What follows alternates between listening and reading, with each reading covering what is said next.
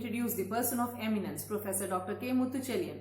Professor Dr. K. Muthuchelian is a world-renowned biology scientist with more than 30 years of teaching and research experience at different hierarchical levels, including professor, head and chairperson, vice chancellor. Currently, he is serving as the pro-vice chancellor at the Anand Sagar University, Bangalore. He obtained his doctoral degree from the School of Biological Sciences, Madurai Kamaraj University, Madurai, India. Subsequently, he had his postdoctoral research from University of Ancona, Italy. He has been conferred with prestigious Doctor of Science in recognition of his research accomplishment on biomass resource management and technology.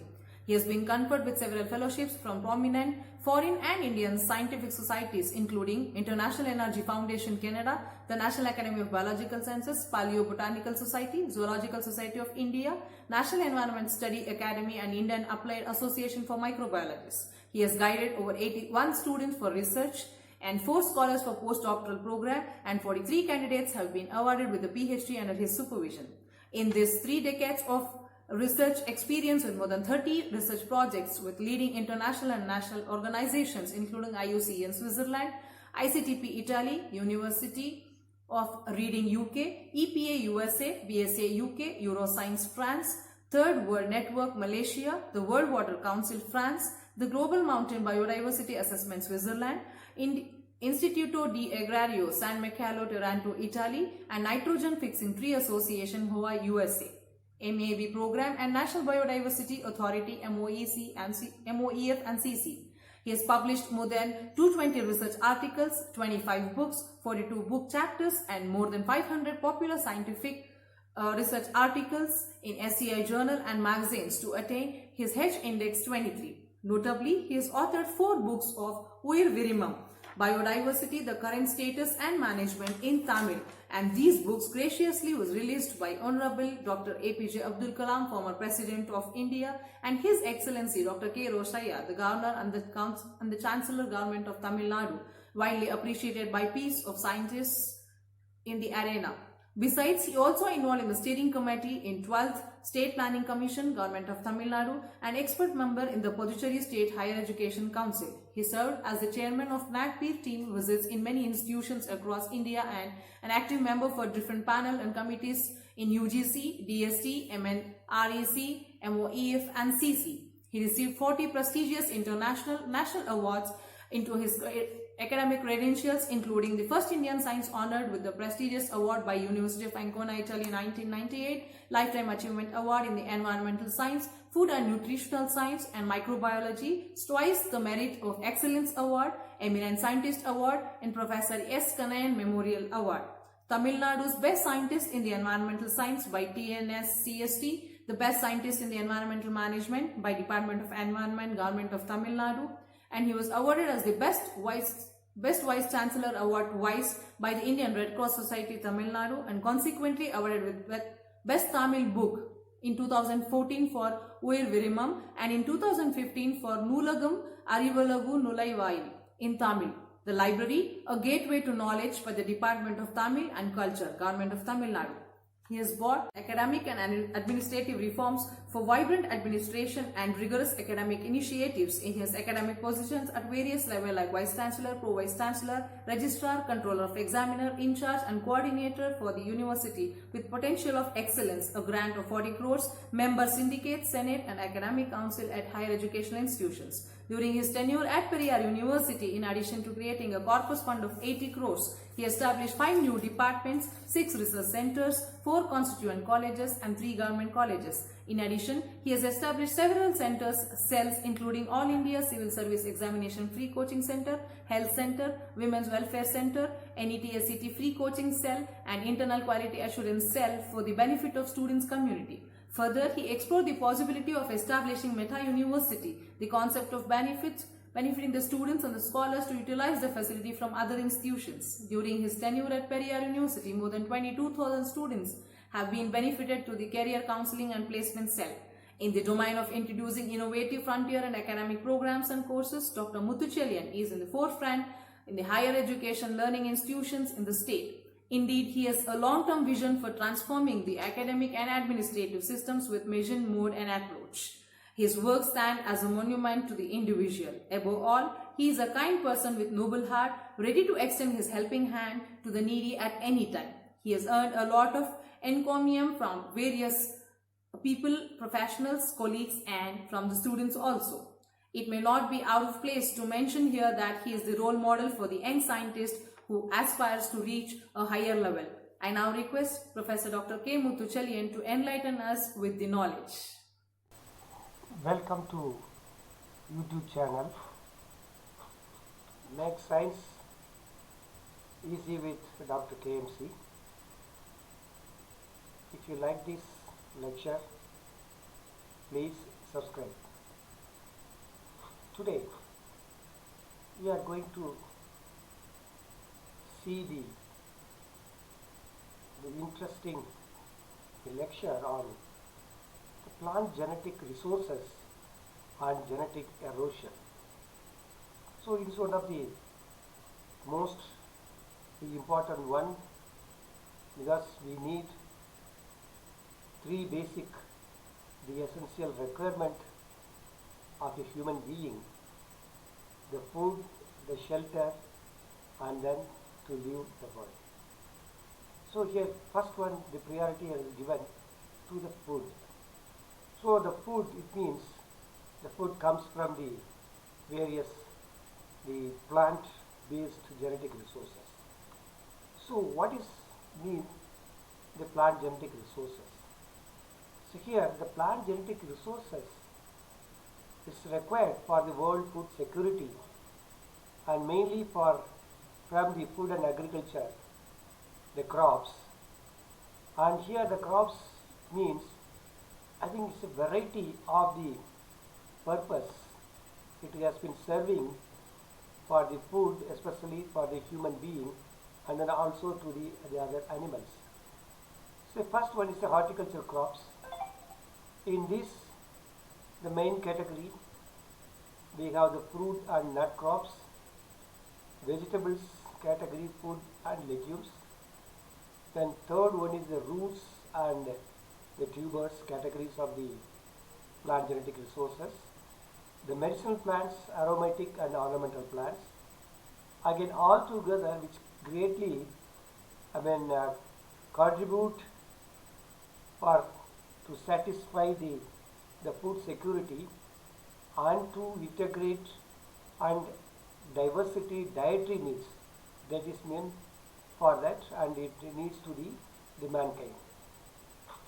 In the recent decades, the awareness of a high degree of the genetic erosion, that all leads to the establishment of the seed and field banks. So it's located in different global level. When they live in the developed countries, the developed countries are having only very poor in genetic resources, of course, and then in the developing countries, rich in the genetic resources. So the developed and the developing countries are differ in their the richness, I can say the constituents of the genetic resources are varied. So even more recent is the concept of dynamic of these plant genetic resources should be, conserved in situ conservation, which allows the conserved material to evolve. So recently, and many research and technology have been neglected, especially for the minor and underutilized horticulture species in developing countries, and for preserving environmental and socio-economic fabric in marginal areas of the developed countries. So realize this situation, we have given importance to the various one. Number one, we would like to see, first category is the horticultural genetic resources. So here the plant genetic resources for the food and agriculture is mainly for the biological wealth, which is indispensable for securing world food supplies, mainly to alleviate the poverty, and then for naturally to the sustaining the rural development. So these plant genetic resources contribute to people's livelihoods, as I mentioned, by providing food, medicine, feed for the domestic animals, fiber, clothing, amenity, shelter and energy, and all together which contribute mostly to the food security. So within the plant kingdom around nearly 3,50,000 species in the plant kingdom have been classified so far, and out of which 70,000 are considered as the edible plants, which are consumed by the human. Even through mankind has utilized only about 7,000 of these for the mainly for the food purpose. And here 30 plant species account for nearly 90%, 95% of the world given calories in the form of the proteins. That's why we have given a great importance for the food security, which includes the different horticultural crops, as I mentioned. From that, horticultural crops mainly potato, the sweet potato, cassava, yam, beans, coconut, and other tropical fruits, and including onion, taro, and bambara, groundnut, breadfruit, and then contribute to the food security for both the specific regions, either developed or the developing countries. So here, which includes again other crops. So other crops which mainly improve the nutritional value of the human diet, especially the vegetables and fruits, and due to their content rich of the vitamins and minerals, and all important to the dietary diversification for the promotion of the health, and then also which includes the medicinal plants. So a potentially useful crop species, why we call this potential? It means it attracts the reason from the agricultural research is the financial constraint on the research which contain, and then funding agencies which are not in favor of work on crops that are unproven potential and unknown commercial value.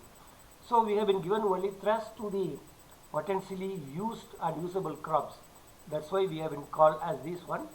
And to solve the problems associated with the increasing agriculture, the biodiversity, so the agriculture science should be pay more attention to the valuable indigenous species grown locally for centuries. So in such case, India, we can say one of the tropical countries, and we are rich in the sources of the sources. Thus, this diversification should include minor and underutilized species in developed countries, and minor and again underutilized and subsistence crop species in the developing countries. So there are variety of the species which are having here a value of all those things.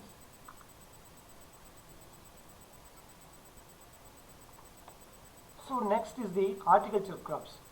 Horticultural crops are having the 5 different the major types. Number 1 is the fruit and nut crops. Number 2, vegetables. Number 3, food legumes. 4th, roots and tubers. And lastly, the ornamental and medicinal groups. So what are the centers of the main origin of all these the categories of the plants? So first one is one of the first scientists to become aware of the importance of the plant genetic diversity or the plant genetic resources, the great Russian, the plant explorer and genetist, that is Nikolai J. Vavilov. So he is the first one who identified the importance of the plant genetic resources. So world the horticultural species they originated in the southeastern Asia, and most of them are the main fruit. And then comes to the vegetable crops, which originated mainly from the east and west Asiatic center and Mediterranean region of the world. Then the roots and tubers are mainly from the tropical region in Central and American countries. So these are the country of origin of the various crop species with reference to the plant genetic resources. So major crops such as potato, apple, orange, grapes, banana and tomato, which are all originated from very different parts of the world and are now grown over vast land areas, often extending into altitude and latitude that bear a little resemblance or to their original habitat. So this adaptation of the major crop species to different locations and then to the different growing conditions. So initially by individual farmers and more recently by plant breeders and research institutions responsible for the genetic improvement program they conducted in the various vegetable crops. Then on the other hand, the minor underutilized species protection areas mostly correspond to their original centers of diversity. For example, the olives, and Capes, and carob, fig, strawberry, and then tree and other they maintain small fruits, all from the production which are related to the Mediterranean or the temperate areas. So here the genetic diversity is contained in different types of the genetic materials, such as number one in quote we call as the populations, or in kinetic the material or the genetic material such as population, land races, and the stable varieties. So then what is mean by the land races? So here the land races are called farmers varieties, which are heterogeneous in population of the crop plants grown by the traditional farmers. And then modern varieties. So what are the modern varieties? Modern varieties are obtained by the plant breeding or genetically homogeneous populations highly adapted to modern the uniform agricultural management techniques. So this is now in practice all over the world with some manipulation in the genetic makeup, and then this genetic uniformity is the result of the intensive selection for the superior genotype that best needs for the modern production and the requirement of the market value. And then next we would like to see the section called the major temperate fruit trees. So here most of the modern and major temperate fruit trees which are ex situ living collections of major fruit and are most in the countries of the interested in these regions. So here the genetic diversity present in these locations. The common locations are present of the fruit tree collections, which includes the storage number one, which means that high cost involved in the establishment and maintenance of the living field collections around the world, and then already protocols for the in vitro collections have been developed for some of the species, which includes the grapes, strawberry, and then apples, etc. The common limitations at present of the fruit tree collections are we have the characterization. So up to now most of the characterization data have been achieved using the morphological markers and agronomic trials from the various agroclimatic conditions. So around the world several projects are underway to build some the genome maps. For example, the European Union projects on the Brunus genome mapping and the Malus genome mapping with reference to the apple.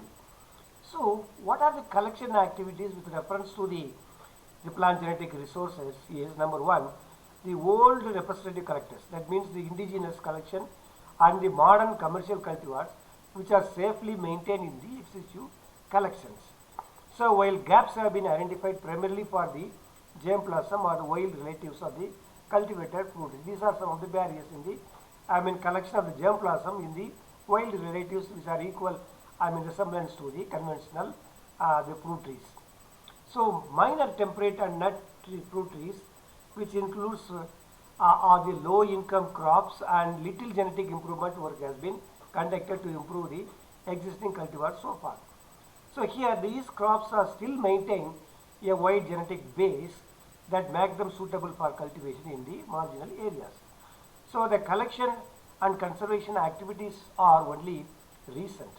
So recently we have been talking, and then we have been doing research in the on-farm trials, and still remains much to do fill the remaining gap area in the existing collection.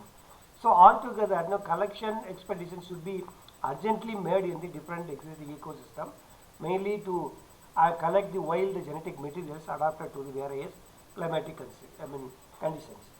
So the conservation, the characterization and utilization of these the minor the horticultural species is an important objective, allowing diversification of the agro production mainly for the food by the use of the greater number of the species and cultivars with reference to the disease and pest the tolerance. And here last of the section I think we have discussed about the temperate one, and what about the subtropical or tropical. So subtropical and tropical fruit the nut species are available in plenty in developing countries, and here only recently with increasing tourism in tropical countries and the commercial exchange with the developed countries have developed the fruit growing areas of the tropical fruit and the nut species for the exploitation or utilization. So here, which includes the mainly in the Southeast, Asia, Central America, which includes the Thailand, Malaysia, Indonesia, Ecuador, and Brazil, and much work has been done on the tropical fruits and nut species. So one of the important the fruit yielding trees is the musa. As the musa is an important crops in the developing world in terms of a cross value production in terms of the economy. For food security around the world are banana, plantain, coconut, and mango, which has a considerable high income commodities, especially for the tropical, including the Indian subcontinent. So here, the collecting expeditions have been made to gather the wild material of the musa. In fact, CFTRI, Central Food, Tropical, Crops Institute at Trivandrum, they have done a lot of work on the musa species with reference to the Indian conditions, and then again in Southeast Asia, also and some parts of Africa, they have done a lot of work. So here, the excessive collection, more than 10,500 accesses in gem blossoms worldwide have been so far identified, the biggest by the international network for the improvement of the banana and plantain through the INDIPAP 10%. For the many the minor tropical fruit and nut species present in the center of diversity, so I think little to done is the collect, preserve, and characterize their enormous amount of the unique genetic diversity. So that is a source of food for the local the populations. But here in India, we have already done a lot of work in the horticultural crops with reference to the tropical origin of the Indian subcontinent. We have collected and then we have still maintained many genetic material by the ICAR in India. In addition, the International Technical Conference on PGR stressed the need for every country to establish the national programs according to their scientific and financial resources to preserve such precious local the material for the future generation is. So here a lot of the fruit trees that have been already potential exploitation, which includes Artocarpus, Sulacaca, Meningifera, and then Dymocarpus, Artocarpus, and then the Canarium, and so on. These are the genus groups which belongs to the potential use of the fruit species. And then besides that imperative need of the conservation to such possible indigenous food species, the potential could be exploited. That is most important, namely as the new fruit trees, as multi-purpose trees, as rootstocks, and as a source of the gem blossom for improving the existing cultivated fruit species, mainly to increase the content of the nutrient value in the most of the fruit crops. So I think next is the vegetables. So in the major section of these vegetables, more than 1,000 plants may be used as vegetables. Out of that, 350 were used as a larger scale in all around the world. And come to the vegetables in differ in the edible plant parts. It may be leaves is utilized, or buds used, or the roots as usable part, tubers, bulbs, and then stalks, sprouts, flowers, fruits, or the seeds. So in USA alone, 100 species are used as vegetables, and in India and China we have nearly more than 200 species and subspecies of the 29 different plant families are currently in use for the tropical vegetables of the conditions. So here vegetables commonly consumed on a large scale with reference to the local and regional conditions, and merely 200 to 300 species are currently in use for the resource as the vegetables. The next is the roots and tuber crops. So the potato and sweet potato belong to the crops, and potato and sweet potato belong to the most of the important crops for food energy supply and worldwide. And then also we have the sub-regional level of that in India and other countries. We have also the cassava, the maniculate, the manicot, the esculenta, and yam, Dioscorea species, which are having major food crops and represent the dietary needs of the millions of the the world's poorest family. And in addition to that, the countries like Africa, Southeastern Asia, they are also heavily dependent on the tuber crops as the source of their daily food in their consumption.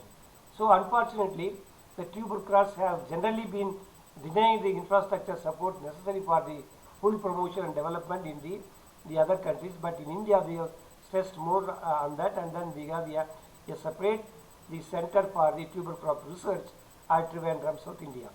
So such support includes the research, dissemination, subsidies, and organized production and processing of the valuable the food and the tuber crops. The next is the plant genetic resources in the food legumes. So food legumes, above all the beans, are particularly important to food security in Central America, Africa, and then including Asia. So according to the FAO, the World Information Early Warning System, the database states that food legumes are the next largest category of the preserved germplasm. So after cereals, again which constitute nearly 15% of the global oxygen stored in the excessive conditions.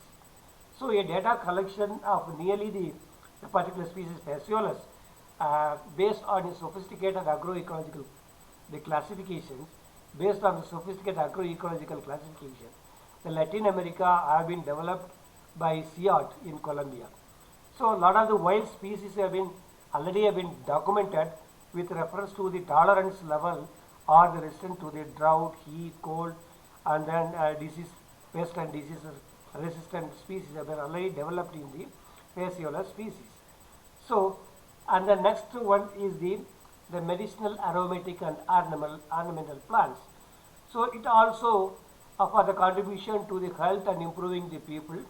That's why we have been saying that lives satisfying of their aesthetic and their culinary needs of this mainly the purpose, and the existence of the undiscovered pharmaceuticals for modern medicine estimated approximately 328 drugs has been cited as one of the most important the reasons to protect these tropical forests and plants in general with reference to the medicinal and aromatic ornamental plants. So here the tropical, the equatorial countries have a rich heritage of the traditional knowledge of this use of the plant as medicine, including China and India. So many indigenous plants are known to have the diuretic, hypertensive, and then symptomatic, transculling, and then the neoplastic, anti-protozoan, insecticidal, and then aphrodisiac, and then contraceptive and anti-tumor properties. So at present, most of the medicinal plants are the plant genetic resources exist in the world as the wild and are not receiving effective attention by by the scientific community and the local governments. But anyhow, India has taken a lead role, and through the Ayush, and then also we have the ICMR, they are taking care much about the utilization of the indigenous plant genetic resources of the medicinal plants which are available, more than 8,000 species in the Indian subcontinent. So what is the urgent need? So there is an urgent need to collect the indigenous medicinal plant resources and assemble them in exclusive collections, because I think it is now because of a lot of the exploitations over the years that meaning that population may loss. So it is realizing this situation. So we have to collect all the indigenous resources of the medicinal plants. And next is they botanically and taxonomically identify these resources and characterize them, and fully and properly document this information, where it's located, and what is the conditions of growing, and all these things we all knowing the soil conditions in which it grows. So everything we have to document that, and then evaluate and test them for their medicinal properties with reference to the characterization, isolation, and then compounds available in that major ingredients and so on, and how far it will be useful to the various diseases before they are utilized, and establish the international collaboration, particularly for the chemical analysis for their medicinal values. But even though we have in our center, we have the central the drug research center in Lucknow, CDRI we have, and then also in Pune we have. So many parts of the world in Indian subcontinent we have the testing center for calculating the information and collecting the information and then documenting the information and to know the efficacy of the phytodrugs from the various medicinal plants. The next category is the ornamental and plant genetic resources. So like the medicinal and spice species, genetic resource, the ornamental plants in developing countries grow wild in the rainforest habitats, and most of them which are been destroyed because of the massive logging operations, and thousands of the ornamental plant species have yet to discovered, identify and documented. So at present the botanical gardens are the only source of the excessive sites where ornamental plants can be conserved. So in countries rich in the diversity of the ornamental genetic plant resources includes all over, and in order to provide the easy access of all the indigenous valuable resources for the 1500 botanical gardens worldwide, this kind of information should be readily available for the utilization of the ornamental plants. So here the role of research in the conservation, characterization and utilization of the horticultural genetic diversity of the plant genetic resources. Number one is the in situ conservation. So the in situ conservation differs from the ex situ as it follows plant species to grow in the original natural environment and thus allows the evolutionary processes which are the base for the plant genetic diversity and plant adaptability to continue. So this is the status of the here the in situ conservation can be considered a dynamic system and most suitable to preserve the adaptability of the any types of the plant genetic resources, and mainly it allows the evolution of the population conserving the genetic variability which continues to originate from the mutations and gene flow in natural and through the pollen and seed exchange within and between the populations. So in developing countries where the land races or locally improved material are cultivated, utilized and conserved as parts of the traditional the farming system. So in addition to that, the on-farm conservation programs are particular importance in the developing countries like India, China and then other South the Asian countries, and mainly here to maintain the local genetic diversity and also to provide the food and local maintain the local genetic diversity, and also to provide the food and local consumption and local markets where the livelihoods depends on the subsistence farming. So what are the priorities for the conservation? As I mentioned, ex situ conservation with reference to the plant genetic resources, so far 6 million accessions are stored in ex situ collections. The world accessions are stored in the in situ collections worldwide, and taking into consideration duplication among collections, the estimate of unique access is reduced to about 1 to 2 million in this. So according to the data available from the FAO, that is World Information Early Warning System, we call it as the views, the accessions belonging to the major group of crops present in the gene banks, which comprise of nearly 40% stored in the gene banks as cereals, 15% as food legumes, and vegetables, roots and tuber crops and forages 10% each. Then aromatic, medicinal, spice, ornamental plants and seldom found in ex situ long-term the public collections. So the ex situ collections are based on the final use of the accession. So base collections are intended for long-term conservation, which is very much essential for that. That's why the active collections on the other land also used for the exchange of the genetic material and for the breeders working collection and used for the genetic improvement. So another concept of the collection is the core collection, in which it is mainly aimed to improving the management and then they aimed at improving the management efficiency and at reducing the gene bank operating costs. So the main functions of the gene bank. So the gene bank is the mainly the acquisition of the germplasm through collection missions or by the introduction from or exchange with other institutions for conservation, which includes the preparation of the material for the storage, monitoring its viability in storage and the regeneration of the accessions.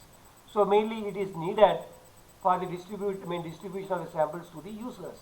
Over what they can access the materials, the original materials for the exchange, and then later they can do for the improvement activities of the plant genetic resources for the proper utilization. So the methods used for the in situ conservation, which includes the gene banks, and then the living gene bank, and then in vitro conservation and cryopreservation, pollen storage and conservation of the DNA. So these are the important the methods.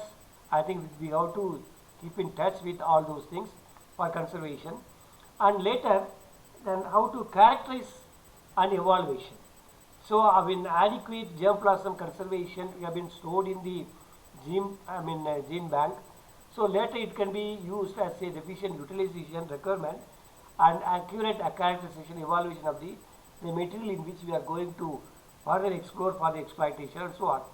So what we required minimum that has to be registered in the gene bank is which includes the country of origin, where the particular plant genetic resource material, whether it is horticultural crops or agricultural crops, with reference to the vegetables, crops, fruits, etc., and then we have to certify and then we have to register as the country of origin. Then next is the collection site where it collected, and then the species name and the local name, and then genus name, and then again the local name. So the so-called which is called as the passport data. So every species of these should be documented in the germplasm bank or the gene bank, and then here so extensive guidelines to record this type of the data have been published by the International Plant Genetic Resources Institute, then IPGRI, and India also we have a similar type of and then Indian Plant Genetic Resources the collection in the under the aegis of the ICAR. So the next type step is the characterization, how the phenotypic markers are being maintained, and so here mostly the biochemical markers such as enzyme, we call as isozyme, and storage proteins can increase the number of the qualitative the markers we are using. So a very detailed characterization of the diversity with reference to the various species, and then also with the use of the DNA we have to use in the molecular markers. And then next, utilization. The main goal is to be achieved by the conservation of the genetic materials or the resources is their present and future utilization for the benefit of the mankind, which includes a lot. So the examples are already available in Lycopersicon species, and then we have different types of the Lycopersicon species, and so altogether we have been using against one major disease called the bacterial blight, have been transferred from the existence of the various settings. So currently we have been using of all the plant genetic materials for future utilization for the humankind. So altogether what we require is there is a need. There is a need to collect and conserve more local germplasm from tropical and subtropical regions where they are having the very huge collections, because wild species have been documented as significant source of the genes for tolerance and resistance to the drought, heat, cold and diseases. So already it is available, and not only that, it also contains the nutrient value in terms. I think already we have screened many of the germs, plasms, materials are having rich in the mineral substance, proteins and vitamin C compared to the cultivated vegetables. So I think we have to take and then to monitor and then document all the horticultural genetic resources which may be having a useful in the breeding programs. So documentation and information, as I mentioned, we have to collect and then we have to document for all this. Next, of course, we know that we have a different types of the plant genetic resources and categories, and then we know we studied the countries of origin, what is their potential utilization, and then characterization, and how to store in the ex situ and then in situ collection, including the gene bank, etc. So next one, the major one we have to consider and we have to study is the genetic erosion. So what do you mean by genetic erosion? So the genetic erosion may be defined as a permanent reduction in the richness or the evenness of the common, the localized, the alleles, or the loss of combination of the alleles over the time in a defined area. So this is called the genetic erosion. So the genetic erosion may be a permanent reduction in the species richness. So this definition recognizes that the diversity has two distinct components. One is the number of the different entities. Number two, their relative frequencies. It also suggests that it is specifically loss of locally adapted alleles that is most significant. So genetic erosion is important in determining the priority given to the different areas of the conservation intervention, because in long course it may disappear because of the rapid utilization, or sometimes it may lead to the genetic erosion. Whether it is, I think whether we can store it in the in situ or in situ or combination of the both. So what are the indicators of the genetic erosion? So the global plan of the action has given a priority activity on developing a monitoring and early warning system for the loss of the plant genetic resources. I think this is internationally available to know that the genetic erosion of the particular horticultural plant genetic resources. So what are the indicators? So indicators that could be measured, we can do that singly or in combinations on individuals and populations of a given species in a defined area as a part of the systematic effort to monitor the changes in the diversity in the species. So that can be monitored. So a number of the subspecies entities, the formal taxonomy categories such as subspecies, and also the entities such as ecotypes, chromosome races, and land races groups, which are all useful for the first approximates of the genetic diversity within these species. So what we required here to stress is the population size. So the numbers and isolation. So we have to study for that. So even the small populations are relatively greater risk of the loss of the alleles. And then what we required is the increased the inbreeding and extinction due to the stochastic events. And then the number and isolation of the population in the area will reflect both the overall genetic diversity in the area and how this is structured. So a lot of the problems are occurred by the genetic erosion. So here the environmental amplitude is also one of the reasons. So the number of the distinct habitats or the environments in which these species is found to study in priority, and for this, for example, it based on the existing ecological and climatic the classifications variations.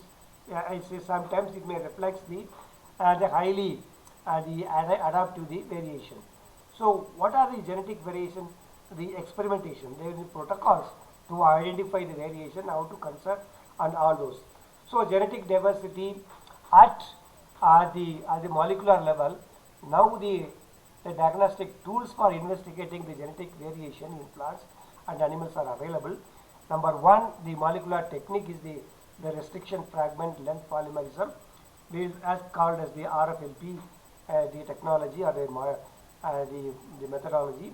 And then next is the RAPID, the RAPD, that is randomly amplified polymorphic DNA analysis. So these are the very important the technique to know the genetic variation or the diversity of the species in the plant genetic resources in the horticultural crops, etc. And then complement longer established techniques such as isozyme analysis. We can compare even within the species level, we can identify with the isozyme variations through the isozyme analysis. And then the very recently we have been also doing in the AFLP, that is amplified fragment length polymerism analysis and the microsatellite approaches. So these are the various the molecular techniques are now available to know the genetic diversity at the genetic level. We can know the variations, even the plants in the animals. So a lot of the quantitative genetic variation we can study. And then also, as I mentioned, even in the interpopulation genetic variations can be studied. So altogether we can study the amount and pattern of the matting, which will be helpful for inbreeding the lot of the species inside the population changes. So the different parameters that could monitor, including the outcrossing rate, the fixation index, and then fecundity, and then progeny fitness, pollinator abundance, sex ratios, and then density of the reproductive individuals. So altogether we can have the different source of the historical information be experts we can available based on the formal literature of the particular plant genetic resource, and then ethnographic details, then linguistic details, developmental details. So altogether we can know the amateur and the explorers and the travelers list, and grey literature, remote sensing. So these are also available to know some of the historical information of the various plant genetic resources with reference to the of the analysis of the various parameters mentioned here. So it includes also the oral history and the knowledge and experience of the local people. That is the utilization by the local, even as the tribal people, can give you the importance of the cultivar or the local the plant genetic resource for information on genetic erosion at the variety level that can be monitored. So later, how the genetic erosion is mean and addressing the risk of the future. So that's why realizing this situation, the Agenda 21 states that the current decline in the biodiversity is largely the result of the human activity.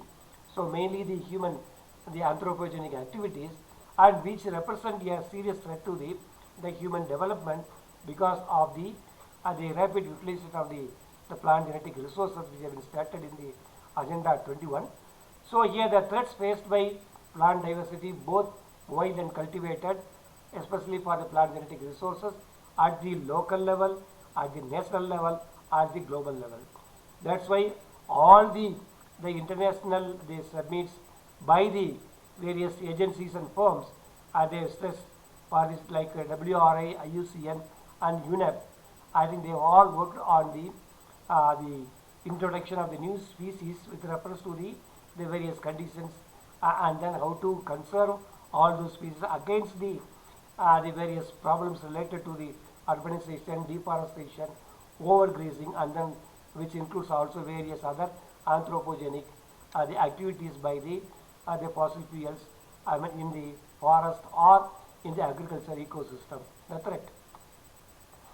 So the monitoring genetic erosion by the national programs. So every country perhaps have been framed the programs, national programs individually, and they have been identifying and they have been monitoring very closely with their local plant genetic resources with reference to the spatial and temporal comparisons using a number of the indicators, and finally they are identifying the major factors that contribute to the genetic erosion in the with reference to the target gene pool according to the studies. I think still it is going on in every country. In India, we have been also doing active research with reference to the agricultural and horticultural species. And then next is the mapping. Mapping of the strength of the identified putative and other causative factors of the genetic erosion is also in progress. And then setting up a network community based correspondence for continuous monitoring of the genetic diversity and genetic erosion risk has been doing, and then with the help of the monitoring the mapping. So what is the final recommendation is the framework. So information system can be developed to provide early warning of the erosion of the critical plant genetic resources. So technically speaking, it is impossible to envisage an early warning system that could incorporate all to identify the problems related to the genetic erosion. But in consequent to that, and we have been doing a lot through the remote sensing techniques and other geospatial information technologies like GIS, GPS in the support of the conventional ground-based assessment method that could efficiently provide the accurate information to know about the the genetic erosion of the particular species in the country. So I think we have been doing a lot through this system. So what the actions? So we suggest that early warning methods be developed and demonstrated.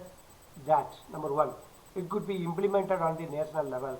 Number two, that would be provide guidance on the interventions that could be pursued at the national level through a set of the pilot projects, case studies of even the individual species.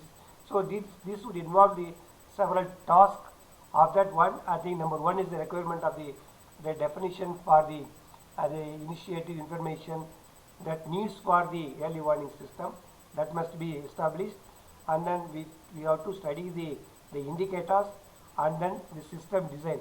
So altogether what we required is the pilot project region selection and then selection criteria of which regions will be selected for pilot projects, all should be studied, and then later all the regions the data will be collected, pooled, and the proper methodology will be developed for the proceeding the further steps.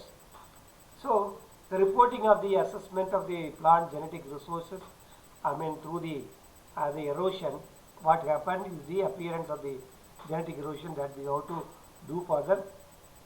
So here genetic erosion or the genetic diversity can occur at two different levels: in the gene banks, we call it as ex situ collection, or in the natural environment itself. That's why we test both in the ex situ in situ, the conservation against the loss of the particular habitat of the plant genetic resources, either through the deforestation, development, and agricultural colonization of the new lands and desertification, and then disturbance of the habitat for want of the road construction, and then new human settlements, natural disasters which include flood, drought, and then the loss of the cultivated crops. So I think against of all these barriers, either natural or the man-made barriers, against this we have to select the species and we have to conserve all the genetic resources in the ex situ or in the natural environment. So now the informations of the sources regarding the genetic erosion assessment has been doing significantly, and mainly, as I mentioned, against the loss of the genetic diversity should be recognized. So should be recognized for the want of the species, and altogether India is rich in the plant genetic resources with reference to horticultural and agricultural, the plant genetic resources, both cultivated and then also in the natural population, in the local cultivar, either local cultivar or the indigenous cultivars which are available in the wild, and altogether all the species, either cultivated or the wild cultivars, that should be assessed and documented. And then we have to, I think still we have to work more on the complete documentation at gene level, be prepared and should be stored in a common repository, and this repository should contain all the indigenous knowledge of about the plant genetic resources. So definitely this knowledge system will be useful to the future generation, either for utilization or for the research.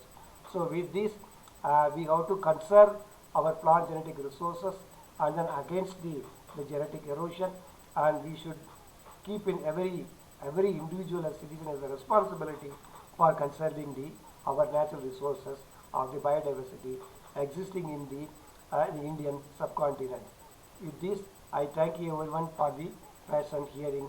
Save our environment and save our nation. Thank you.